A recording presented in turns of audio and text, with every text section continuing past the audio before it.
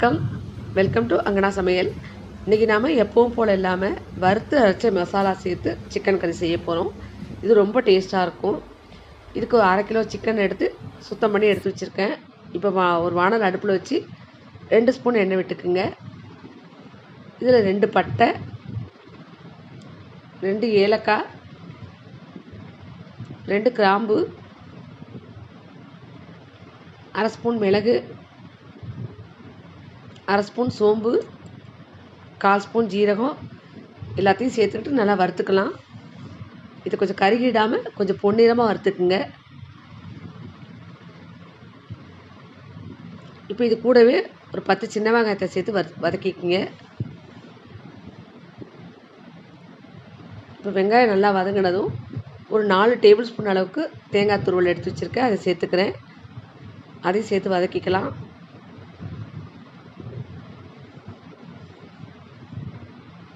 கொஞ்சம் கருவேப்பிலை சேர்த்துக்கலாம். இப்போ நல்லா தேங்காயை நல்லா வறுத்துக்கலாம். தேங்காய் நல்லா வறுப்படணும், அப்போ தான் இந்த மசாலா நல்லா டேஸ்ட்டாக இருக்கும்.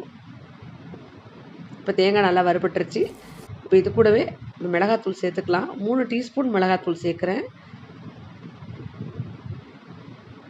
அதே மாதிரி 3 டீஸ்பூன் மல்லித்தூள் சேர்த்துக்கலாம்.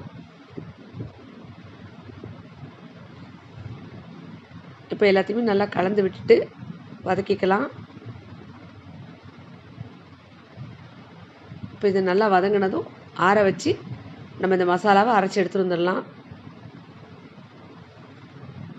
இப்போ திரும்பவும் வானலை வச்சுக்கிட்டு ஒரு 5 ஸ்பூன் எண்ணெய் விட்டுக்குங்க.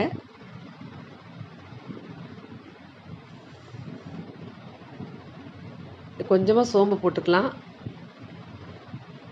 சோம்பு பொரிஞ்சதும் இதுக்கு நான் 4 பெரிய வெங்காயத்தை அரிஞ்சு வச்சுருக்கேன், அதை சேர்த்து வதக்கி விட்டுக்கலாம். இதுக்கு கொஞ்சம் வெங்காயம் அதிகமாக சேர்த்துக்கிட்டிங்கன்னா டேஸ்ட் ரொம்ப நல்லாயிருக்கும்.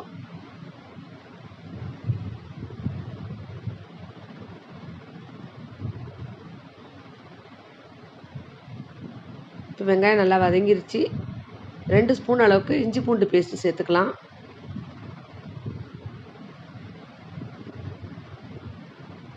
இதையும் வதக்கிக்கலாம். கொஞ்சமாக கருவேப்பிலை போட்டுக்குங்க.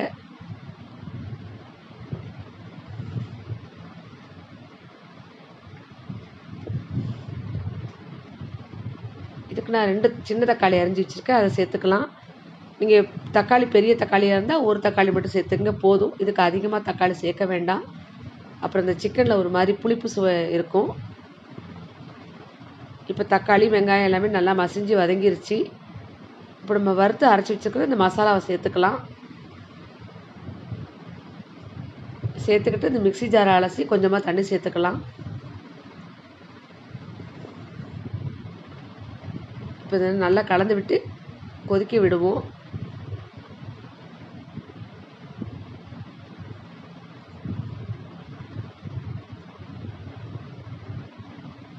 இப்போ இந்த மசாலா நல்லா கொதிக்குது, கொஞ்சம் திக்காக இருக்குது.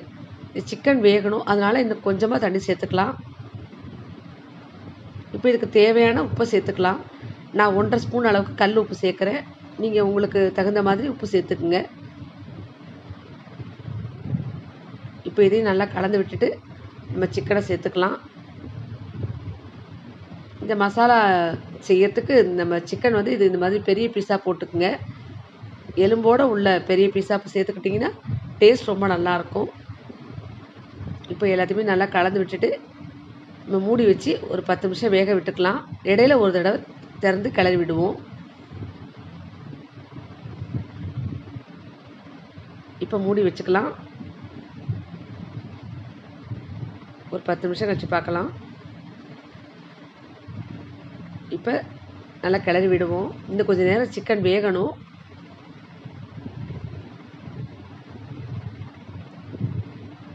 இப்போ திரும்பவும் மூடி வச்சுக்கலாம். இன்னும் கொஞ்சம் நேரம் கழிச்சு திறந்து பார்க்கலாம். இப்போ பாருங்கள், சிக்கன் நல்லா வெந்திருக்கு. இந்த மசாலாவும் கொஞ்சம் வத்தி இருக்குது. இப்போ நம்ம திறந்து வச்சு கொஞ்சம் நேரம் நல்லா கொதிக்க விடுவோம். இன்னும் கொஞ்சம் மசாலா நல்லா வத்தி வந்ததுன்னா நம்ம சிக்கன் மசாலா ரெடி ஆகிடுச்சு. வறுத்து அரைச்ச சிக்கன் கறி ரெடி ஆயிடுச்சு. இப்போ பாருங்கள், நல்லா மசாலா வற்றி சிக்கன் வெந்து எண்ணெயெல்லாம் நல்லா பிரிஞ்சு வந்திருக்கு பாருங்கள். பார்க்கும்போதே ரொம்ப நல்லாயிருக்கு. சாப்பிடவும் அவ்வளோ டேஸ்ட்டாக நல்லாயிருக்கும். இப்போ நல்லா கலந்து விட்டுட்டு நம்ம எடுத்துக்கலாம். ரொம்ப ரொம்ப டேஸ்டான வறுத்து அரைச்ச மசாலா சிக்கன் கறி ரெடி ஆயிடுச்சு. இந்த சிக்கன் செய்யும்போது நான் புலாவ் செஞ்சுருந்தேன். அதுக்கு ரொம்ப நல்லா இருந்துச்சு இது. அது மாதிரி புலாவ், இட்லி, தோசை, சப்பாத்தி, சாதம் எல்லாத்துக்குமே ரொம்ப நல்லாயிருக்கும். நீங்கள் செஞ்சு பாருங்கள். ஃப்ரெண்ட்ஸ், இந்த வீடியோ பிடிச்சிருந்தா மறக்காமல் லைக் பண்ணுங்கள், சப்ஸ்கிரைப் பண்ணி நம்ம சேனலுக்கு சப்போர்ட் பண்ணுங்கள், ஷேர் பண்ணுங்கள். நன்றி, வணக்கம்.